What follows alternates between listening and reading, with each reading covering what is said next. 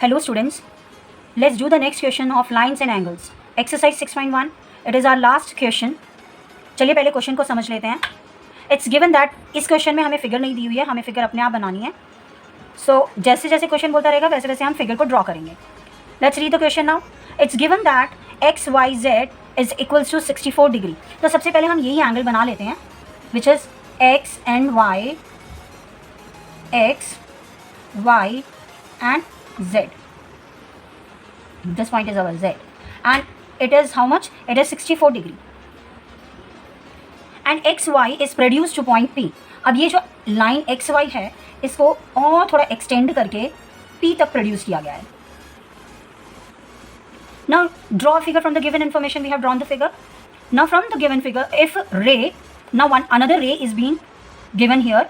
एक ray draw करनी है हमें जो है वाई क्यू, यानी वाई से एक रे जा रही है वाई क्यू, विच बाइसेक्ट्स जेड वाई पी, जो इस एंगल को बाइसेक्ट कर रही है. बाइसेक्ट का मतलब ये होता है कि जो भी एंगल हमें दे रखा है उसका हाफ हो गया वो. तो यानी ये एंगल जो है, ये लाइन जो है, सॉरी, ये लाइन जो है वाई क्यू, ये इस एंगल को इक्वली बाइसेक्ट कर रही है. यानी ये एंगल जो है और ये वाला जो एंगल है ये दोनों इक्वल है. ये दोनों एंगल्स इक्वल हैं. क्यों? क्योंकि वाई क्यू जो है इस कंप्लीट एंगल को इक्वली बाइसेक्ट कर रही है. नाउ अब हमें फाइंड क्या करना है? फाइंड करने के लिए हमें बोला है angle X Y Q and reflex of angle Q Y P. हमें ये दो एंगल निकालने के लिए कहा है. आई होप आपको फर्स्ट क्वेश्चन मेरा लाइन्स और एंगल्स में जो फर्स्ट क्वेश्चन है उसमें भी यही रिफ्लेक्स पूछा गया था. अब रिफ्लेक्स क्या होता है? अगर जो आपको याद नहीं है तो मैं रिवाइज करवा देती हूँ. रिफ्लेक्स क्या होता है? एक्स वाई पी, यानी इस एंगल का रिफ्लेक्स क्या हुआ? अदर देन दिस एंगल, जितने भी एंगल इस फिगर में दे रखे हैं उनका सम, यानी sum of this angle and this angle is reflex of Q Y P. Q Y P को छोड़कर, इस एंगल को छोड़कर गिवन फिगर में जितने भी दे रखे हैं आपको एंगल, उन सब का सम होता है रिफ्लेक्स. आई होप आपको याद आ गया होगा. चलिए अब इस क्वेश्चन को सॉल्व करना शुरू करते हैं. सबसे पहले हमें फाइंड करने के लिए क्या कहा गया है? एक्स वाई क्यू, यानी ये एंगल हमें सबसे पहले फाइंड करना है. अब देखिए हमें बोला गया है वाई क्यू बाइसेक्ट कर रही है लाइन को. अगर जो ये लाइन को बाइसेक्ट कर रही है इसका मतलब ये हुआ कि ये दोनों एंगल्स इक्वल है. हम यही लिखेंगे. एक दूसरा, क्यू वाई पी एक स्ट्रेट लाइन है, तो यहाँ पे जो एंगल बन रहा है वो 180 डिग्री है, और यहाँ पे भी तीनों जो लाइन है ये लीनियर पेयर बना रहे हैं. इससे ये तीनों एंगल्स का जो सम है, 1 2 3, इन तीनों एंगल्स का जो सम है वो भी 180 डिग्री ही होगा. अब चलिए इस सम को करते हैं. Now X Y P as a line. Okay, now sum of this is 180 degree. हम यही लिख देंगे. X Y Z plus angle X Y Z which is 64 plus Z Y Q plus Q Y P या P Y Q, इन तीनों का sum 180 degree है because X Y P is a straight line.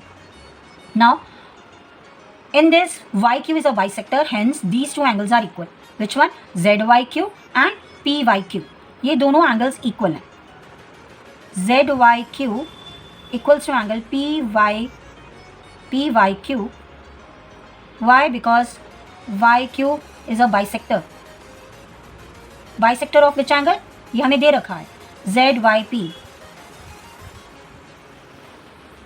अब हम इन दोनों को न लिखकर हम किसी एक एंगल को ट्वाइस में लिख सकते हैं. मैं बता देती हूँ. X Y Z plus Z Y Q, और ये दोनों क्योंकि इक्वल हैं तो हम एक ही बार लिख लेते हैं कि 2 times Z Y Q is equals to 180 degree. अब हमें एक्स वाई जेड तो दे रखा है which is 64 degree plus 2 of Z Y Q is equals to 180 degree. Side change करेंगे. -64. वाई? बिकॉज ये पॉजिटिव में साइड चेंज करते ही नेगेटिव हो जाएगा. अब हम इसको सब्ट्रैक्ट कर लेंगे. It is 2. 10 - 4 is 6, 7 - 6 is 1 and 1. 116. अब क्योंकि ये मल्टीप्लिकेशन में साइड चेंज करेंगे तो डिवीजन हो जाएगी. 116 divided by 2. 2 5 are 10, 2 8 are 16, which is 58 degree. So we have got Z Y Q as 58 degree, लेकिन हमें फाइंड करने के लिए क्या दिया है, X Y Q, X Y Q. अब एक्स वाई क्यू किन दो एंगल से बना है, एक ये एंगल और एक ये वाला एंगल। हम इन दोनों एंगल्स को प्लस कर लेंगे, ये हमने अभी भी फाइंड किया है जेड वाई क्यू, और 64 हमें ऑलरेडी गिवन है। तो देयरफॉर हम कह सकते हैं X Y Q is equals to X Y Z plus Z Y Q. X Y Z कितना है 64, और नेक्स्ट हमको मिला है 58।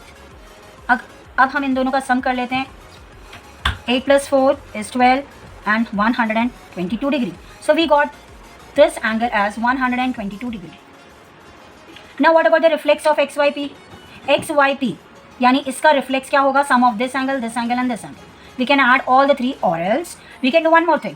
Because ये पूरा सर्कल 360 डिग्री का आता है, तो हम 360 डिग्री से इस एंगल को माइनस कर देंगे, तो we'll get the reflex of this angle. Okay, so we'll do the same thing. Angle QYP is equals to 360 degree minus 122 degree. But why 122 degree? How do we know that QYP is 122 degree? Because हमने already earlier इस line में लिखा है PYQ या QYP जो है वो ZYQ के इक्वल है, और हमने यहाँ पे ZYQ 58 डिग्री निकाला है। तो 58 डिग्री हमारा क्या हुआ, sorry it will be 58 degree. 58 degree जो है हमारा QYP है। I hope it is clear, because ZYQ and YPQ या QYP दोनों सेम है। अब अगर जो ये 58 डिग्री है तो ये भी 58 डिग्री ही हुआ, इसलिए हमने 360 डिग्री में से 58 डिग्री को सब्ट्रैक्ट कर लेना। अब जब हम 58 डिग्री को सब्ट्रैक्ट कर लेंगे तो हमें इसका रिफ्लेक्स मिल जाएगा, reflex of QYP। Reflex of QYP we will get, minus कर लेते हैं, 10 - 8 is 2, 5 - 5 is 0 and 3, 302। I hope ये क्वेश्चन आपको समझ में आ गया होगा। XYQ and reflex of QYP। QYP का रिफ्लेक्स क्या होगा, sum of all the angles. We can do either of the way, हम या तो फिर 360 में से 58 माइनस कर सकते हैं, और we can do one more thing, we can sum all the angles. ठीक है, हम 180 degree plus 64 degree plus 58 degree इन सबको भी प्लस करेंगे तो we will get the reflex of this angle. See we will get the same answer, 180 degree plus 122 degree is equals to 302 degree. I hope आपको ये क्वेश्चन भी अच्छी तरह से समझ में आ गया होगा। फिर भी अगर जो कोई आपको डाउट्स हो प्लीज़ डू कमेंट, मैं आपकी प्रॉब्लम्स को सॉल्व ज़रूर करूँगी। Thank you.